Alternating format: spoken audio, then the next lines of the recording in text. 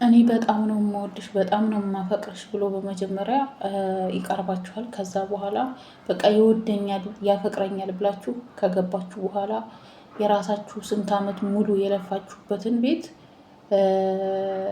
ስንት ዓመት አረብ ሀገር የሰው ፀሐይ ብርሃን ሳታው የሰራችሁትን ቤት ገና ይወደኛል በሚል ሰው ማለት ነው ገብታችሁ ከገባችሁ በኋላ ያንን ቤት የለፋችሁበት እናንተ የግላችሁ የሆነ ቤት ለምንድን ነው የሚሸጡት? ለምን ሰራችሁት? ለምን ትሸጡታላችሁ? እኔ በጣም ብዙ ልጆች የምትገርሙኝ ማለት ነው። ለምን ሰራሁትና ለምን እሸጣለሁ? በቃ ሌላ ነገር ማድረግ ካለብኝም ሰርተን ነው እንጂ ያንን ቤትን የሰራሁትን ሸጠን አይደለም ሸጬ አይደለም። ሌላ ነገር መስራትም መነገድም ካለብኝ መኪና መግዛትም ካለብኝ ከሱ ጋር አብረን ለፍተን ይሄ የራሴ ነው፣ ቤቴ የግሌ ነው። ሰላም ጤና ይስጥልኝ ውድና የተከበራችሁ የብዙሃን ቻናል ቤተሰቦች፣ ውድ ቤተሰቦች ዛሬ ማለት ነው ለእናንተ በጣም ይጠቅማችኋል። አንድ እህቴ ናት በውስጥ ናት የነገረችኝ እና መታ እባክሽን አንቺ እንደዚህ ትሰሪያለሽ፣ ቢያንስ ሁለት ሰው አንድ ሰው እንኳን ቢድንበት ይሄን እንትን አካፍልልኝ ብላ ነው በውስጥ ነው የጻፈችልኝ። እና ውድ ቤተሰቦች የምልላችሁ ነው ዛሬ ለእናንተ ይጠቅማል ብዬ ነው። ሁልጊዜ ዝም ብሎ በፍትፈታ ዝም ብሎ ባልባል ቦታ ከሚመጣ አንዳንዴም ቤተሰቦችን የሚጠቅም ነገር ነው ይዤ የመጣሁትና እስከ መጨረሻው አዳምጡት ማለት ነው። አንድ እህቴ ምን ትላለች መሰላችሁ? እኔ አረብ ሀገር 13 ዓመት ለፍቼ የሰራሁት ቤት ቬላ ቤት ሰርቼ አንድ በፌስቡክ የተዋወቅኩት ወንድ እወድሻለሁ ብሎ ከ3 ዓመት ካወራን በኋላ አገር ገብቼ ተጋባን። እኔም ይወደኛል ብዬ አብረን መኖር ጀመርን ትላለች። አብረን መኖር ስንጀምር ቤቱ ብቻ ነው እንጂ የሰራሁት ሌላ ነገር የለኝም። ከዛ በተጋባን 6 ወር እንደሆነን ቤቱን ለምን ሸጠን ለምን ሌላ ቦታ ገዝተን አንሰራም አለኝ። እኔም እንዴት እንደዛ ይቻላል እንዴ? ሌላ ቦታ ለመስሪያም ይተርፈናል፣ ይሄ ደህና ብር ያወጣል፣ ሌላም ቤት አሪፍ ቤት እንደዚሁ አድርገን እንሰራለን፣ ሌላው ደግሞ ለመስሪያ ይሆነናል እና ቤቱን እንሽጠው አለኝ። እኔም አውጥቻው ርጄ ለቤተሰቤ ሳላማክር በእሱ ሀሳብ ተስማማሁ ነው የምትለው እህቴ ማለት ነው። በእሱ ሀሳብ ተስማማሁ። በእሱ ሀሳብ ተሰማምቼ ያ ቤት ከተሸጠ በኋላ ቦታ መጀመሪያ የሰራሁት እኔ 13 ዓመት የለፋሁበት ነው። የእሱ ምንም ነገር የለበት። ቤቱ ከተሸጠ በኋላ ግን ሌላ ቦታ ገዝተን የተገዛው በእሱ ስም ነው። እኔም የሚወደኝ ባሌ ነው ለእኛ ያለ ነው ብዬ በእሱ ስም ነው ያደረግኩት። ከዛ እያለ መስሪያም እንትን ሳይለን እያለ ያንን ቦታውን እንደገዛን መስራት እንደተጀመረ የእንጨት ቤት ሰራን።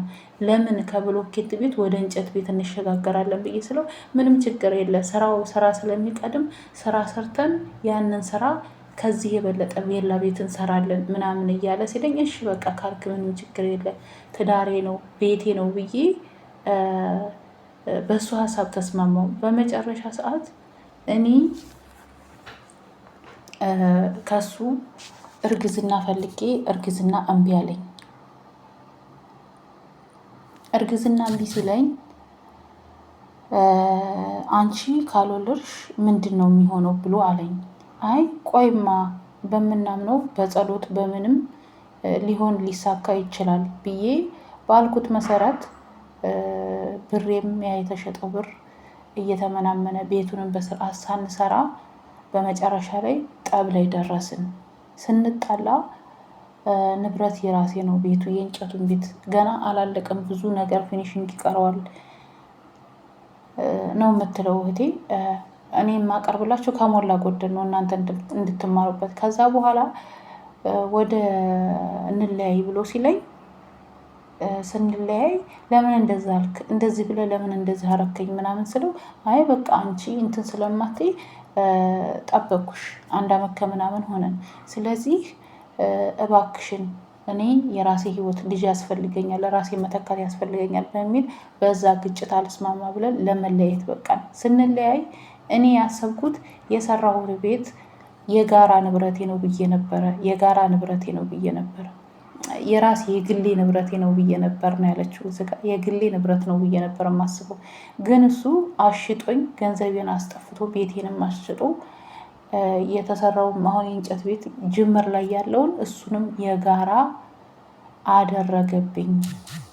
እኔ ለብቻ የለፈውበትን እሱ ምንም ሳይሰራ ገና ይወደኛል፣ ገና ያፈቅረኛል ብዬ ትላለች አንዷ እህታችን። ይሄ የምላላችሁ ነው ውድ ቤተሰቦች፣ ብዙዎቻችሁ የምትታለሉት ነገር አለ በዚህ መካከል ማለት ነው። አሁን እህቴ የደም እንባ እያለቀሰኝ ነው፣ ተመልሼም ልንጣ ወይ እያለች ነው። እኔ ደግሞ ባለሽ ነገር ተካፍለሽ እዛው አገርሽ ላይ ለመኖር ሞክሪ ነው ያልኳት። እናንተ ሀሳብ አስተያየታችሁን አስቀምጡ፣ ታየዋለች ልጅቷ ማለት ነው። መለላችሁ ነው ውድ ቤተሰቦች፣ እዚህ ጋር ማሰብ ያለባችሁ እናንተ አረብ ሀገር የለፋችሁበትን ብር ቤትም ከሰራችሁ ምንም ካላችሁ የጋራ አታርጉ። የጋራ መሆኑን ደግሞ እንሽጥ ወይ ደግሞ በባንክ ብር አውጥተን እንበደርበትና እንስራ ቢላችሁ እሺ አትበሉ። ለምን ብትሉ ያንን እናንተ የሰራችሁትን በግላችሁ የሰራችሁትን ቤት ሸጣችሁ እንዳድስ ሌላ ቤት እንሰራለን ካላችሁ እሱ ቢጣላችሁ እንኳን የጋራ አርጎ ነው የሚያስበው። አሁን ላይ አዋጁም እንደዛ ስለሆነ የጋራ ነው፣ በቃ የጋራ ነው። ገባችሁ አይደለ? የጋራ ቤት ነው። በባንክ ብር አትበደሩ። እናንተ አረብ ሀገር የለፋችሁበት ነው። ሁለተኛ ነገር ደግሞ ይሄን አንቺ የሰራሽውን ቤት ሸጠን ሌላ ቤት እንስራ፣ ሌላ ቤት እንደዚህ እንላለን ቢላችሁ አታድርጉ። ለምን ብትሉ ይሄ አሁን የመጣ ሲስተም ነው። ሌላ ይሄን ቤት ሸጠን ወይንም ከባንክ ብር አውጥተን ይሄን ብናደርግ ይሄን እንደዚህ ብንሰራ እያሉ ብዙ ልጆችን ብዙ እህቶቻችንን አረብ ሀገር የለፉበትን ቤት ያላቸውን ያለ ቤት እያስቀሩ ነው። አንዳንድ ወንድሞቻችን ማለት ነው። ሸጠን ሌላ ቤት አሪፍ ቤት እንሰራለን፣ መነገጃ እንይዛለን፣ መነገጃ ይተርፈናል ምናምን በማለት ማለት ነው። እነሱን በማጭበርበር አሁን ላይ እየተነቃባቸው ነው።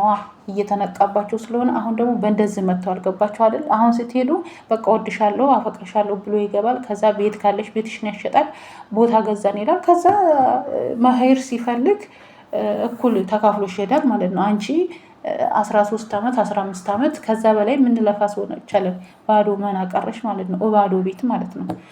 ምንላችሁ ነው እዚህ ጋር ማስጠንቀቂያ። አሁን እህቴ የደረሰባት በእኔ የደረሰ በእናንተ እንዳይደርስ ትማሩበታላችሁ ብዬ ነው። አሁን እኔ ያን መሳይ ቤቴን ሽጬ ቤቱም አላለቀ፣ ያንንም ስንት ዓመት የለፈውበትን እኩል ተካፍሎኝ ጠበቃም አቁም የነበረ ግን አብረው ስለሰሩት እኩል ነው የምትካፈሉት ነው ያሉ። እና ምን ትይኛለሽ? እናንተ ሀሳብ አስተያየታችሁን እስኪ ስጡኝ አያለሁ ነው የምትለው። እናንተ ሀሳብ አስተያየታችሁን አስቀምጡ። እኔ ውድ ቤተሰቦቼ የምነግራችሁ እዚህ ጋር እናንተ አረብ ሀገር የሰራችሁትን ቤት የግላችሁ ከሆነ እንሽጥ እና ሌላ ቤት እንስራ የሚላችሁ ሰው እንዳትሰሙት። እሱ ባላችሁ አይደለም። በቃ የእናንተ ንብረት ተካፍሎ መሄድ ነው የፈለገው።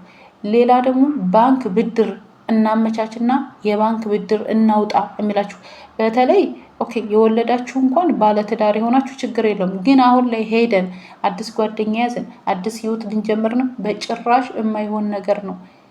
ቤት የሰራችሁትን ቤት አትሽጡ፣ በቃ አትሽጡ። ለምን ይሸጣል? በቃ መስራት ካለባችሁ አገባችሁ። ያ ሰው የሚፈልጋችሁ ከሆነ ተፍጨርጭሮ ሌላ ነገር ለማምጣት ነው እንጂ እናንተ የሰራችሁትን ቤት እናንተ ስንት ዓመት የለፋችሁበትን ልጅነታችሁን የጨረሳችሁትን ቤት እንደገና በባንክ ብድር አስይዛችሁ እንደገና ደግሞ አሽጣችሁ የጋራ የምታስደርጉ ለምንድን ነው? በዚህ ንቁ። የምሬን ነው የምላችሁ። አንዳንዴ ሰው አማክሩ። ለብቻችሁ በቃ እዛ ተኝታችሁ አልጋ ላይ እንደዚህ ብናረገው እንደዚህ ብንለው እንደዚህ ብናረገው ሲላችሁ አትስሙ። በቃ እኛ ሴቶች ወደው ነው የምንቀየረው። በእርግጥ ማለት ነው የሆነ ነገር ሲሰብኩን ተቆጥተን ከሆነ የሆነ መጥፎ ነገር ወደው እንደምንመለስ አውቃለሁ በራሴ ስለማየው። ግን ደግሞ በገንዘባችሁ ጊዜያችሁን፣ ገንዘባችሁን፣ እድሜያችሁን፣ ልጅነታችሁን ፀሐይ እያማረ ፀሐይ ብርሃን የማናገኝ ሰዎች ስንቶቻችን አለን። ያንን መጽዋት አድርጋችሁ ከፍላችሁ ቤታችሁን ስትሄዱ ሸጠን ሌላ ቤት እንስራ፣ ባንክ ብድር አመቻችተን መኪና እንግዛ፣ ይግዛ ሰርቶ። እንደዛ አታድርጉ። እኛ ከአረብ ሀገር የሄድን ሰዎች ተጎርተን ብዙ ጊዜ ተጎርተን ስለምንሄድ ከአረብ ሀገር ተጎርተን ስለምንሄድ ቢያንስ ቤት ያስፈልገናል። እንዴት ስንት ዓመት ሙሉ ለፍተን የራሳችንን ቤት ሸጠን የኪራይ ቤት የሰው ፊት ይጠብሰናል? ቤት ከምንም በላይ አስፈላጊ ነው እና እኔ የምልላችሁ ነው ውድ ቤተሰቦች፣ ጥንቃቄ አድርገ አሁን ላይ አዲስ የመጣ የሰራችሁትን ቤት ቁጭ ብሎ ወድሻለሁ ብሎ ይገባል። ያንን ቤትሽን ያሸጥሻል፣ ሌላ ቤት ይገዛል፣ እኩል ተካፍሏችሁ ይሄዳል። እንደዚ አይነት ነገር አታድርጉ። በቃ ለምን ሰራችሁት? ለምን እንትን አላችሁት? እናንተ ያንን ቤት የሰራችሁ ባል ስታገቡ ሸጣችሁት ማለት ቢያንስ 2 ዓመት 3 ዓመት እንኳን በእርግጥ የሰው ልጅ መጽሐፍ ተገልጦ አይታወቅም። ግን ደግሞ ሄዳችሁ 1 ዓመት ሳይሆናችሁ 2 ዓመት ሳይሆናችሁ ገና ባሌ ነው ብላችሁ ለቤተሰብም ሳታማክሩ ምን ሳትሉ ሸጣችሁ ቤታችሁን ባዶ እጃችሁን አትቅሩ እንዴ! ለዚህም ሀገር ቤት እኮ ያሉት ድህነታቸውን ችለው ምንም ችለው እየኖሩ ነው። ላይፋቸውን እየኖሩ ተደስተው፣ በዓል ቢመጣ ተደስተው፣ ምንም ቢሆን በቃ ለምን ቆሎ ቆርጥመው ነፃነት አላቸው። እኛ ነፃነታችንን ተነፍገን ብዙ ብዙ ብዙ ብዙ ነገር ነው። ምግብ የማይገኝበት ቤት አለ፣ ምንም አይልበት ቤት አለ። ስለዚህ ውድ ቤተሰቦቼ ቤታችሁን አትሽጡ። ወንድ ልጅ እንሽጥና ሌላ ቤት እንስራ፣ መኪና እንግዛ ቢላችሁ እንደዛ አይነት ነገር አታድርጉ። ለብቻችሁ ያፈራችሁትን ቤት ለብቻችሁ የሰራችሁትን የጋራ አታድርጉ። በቃ የጋራ አታድርጉ። የምሬን ነው የምላችሁ። እኔ እህቴ በጣም ነው ያሳዘነችኝ። እንደዚህ ስትለይ በጣም ማለት ለፍታችሁ እንዳለፋችሁ ሰርታችሁ እንዳልሰራችሁ ተጠብሳችሁ በሰው ሀገር በረሃው ስንት ነገር አለ። እኔ አልነግራችሁም። ብዙ ጊዜ እንመከራለን። አሁን ደግሞ በእንደዚህ አይነት ሲስተም መጥተዋል እና የሰራችሁትን ቤት አትሽጡ። በቃ አትሽጡ። ተሸጣችሁ የማስጠነቀቃችሁ ደግሜ ደጋግሜ ሸጣችሁ ሌላ ባላግብታችሁ ያንን የሰራችሁትን ቤት እናንተ ሸጣችሁ ሌላ ቦታ ገዝታችሁ ከባላችሁ ጋር ካላችሁ የሆነ ነገር ከተፈጠረ ቆርጦ እኩል ተካፍሏችሁ እንደሚሄድ ይህንን ማወቅ አለባችሁ። የማታውቁ አማክሩ። በቃ ስለ ሕግ ስለምንድን ነው የማታውቁ ከሆነ እዛ መኝታሽ ላይ እንደዚህ ብናደርገው እንደዚህ ብንለው አልጋሽ ላይ ሲያሳሽሽ የነገረሽን አትስሚ። ለሰው አማክሩ። የምሬ ነው የምላችሁ እህቶቼ። እንዴ ለምን እኛ ሁሉ ጊዜ የአረብ ሀገር ምንድን ነው አልታደልንም? እኛ የአረብ ሀገር ሴቶች ለምንድን ነው እርግማን አለብን? ተረግመን ነው የወጣ ነው። እኔ በጣም ነው ያሳዘነችኝ እህቴ። እና እናንተም እንግዲህ እህቴ አረብ ሀገር ተመልሼ ልመጣ ነው በቃ ትዳሩም ያው ገንዘቤን አሳጥቶኛል፣ ልጅነቴን አሳጥቶኛል እያለች ነው። ሀሳብ አስተያየታችሁን አስቀምጡ በኮሜንት ሁላችሁም ውድ ቤተሰቦቼ እና ተጠቀሙበት። ብልጥ ሁኑ፣ ብልሃት ሁኑ። ወንድ ልጅ በገንዘብ ቢመጣ ገንዘብ ይጠፋል፣ ይመጣል። ነገ ሲያልቅ ገንዘባችን ጥሎን ይሄዳል እና ውድ ቤተሰቦቼ ወደ ራሳችሁ ተመለሱ። እናንተ የለፋችሁበትን ገንዘብ ገና ይወደኛል ብላችሁ አትሽጡ ቤታችሁን። ቤት ለሰው ልጅ ምን አስፈላጊ እንደሆነ ታውቃላችሁ? በዚህ ምድር ላይ ቤትና የራሳችሁ የሆነ ቤትና ልብስ ነው። ከምንም በላይ ቆርጥማችሁ ብታድሩ፣ ውሃ ጠጥታችሁ ብታድሩ እንደ ራሳችሁ ቤት የሚሆን የለም። ኪራይ ቤት ልጅ ብትወልዱ መሸማቀቅ፣ በጣም ብዙ ነገር አለው ኪራይ ቤት በነገራችን ላይ ማለት ነው። እና ጥንቃቄ አድርጉ ነው የምላችሁ። ይሄ ተወደዳችሁ ላይክ፣ ሰብስክራይብ እያደረጋችሁ ለሌላም ሰው እንዲደርስ አድርጉ። ሀሳብ አስተያየታችሁን አስቀምጡ። እህቴ ታይዋለች ገብታ ኮሜንት ላይ ማለት ነው። እኔ ያውም እሷ ያለችውን ብዙ በደንብ አድርጌ ዲፈንድ አድርጌ አላቀረብኩትም፣ ግን እናንተ እንድትማሩበት ስለሆነ እናንተ ለግላችሁ የሰራችሁትን ቤት ባል ስታገቡ ሸጠን ባል የተረጋገጠ እንኳን 3 ዓመት 4 ዓመት ኖራችሁ አጠንችዋለሁ ማለት ትችላላችሁ እንጂ በሄዳችሁ በ6 ወር 1 ዓመት ሳይሞላችሁ እንሽጥ ለሚለው እንደዛ አታድርጉ። እና ነው ወዳችኋለሁ። የኔ ውድ ቤተሰቦች ሰላማችሁ ይብዛ።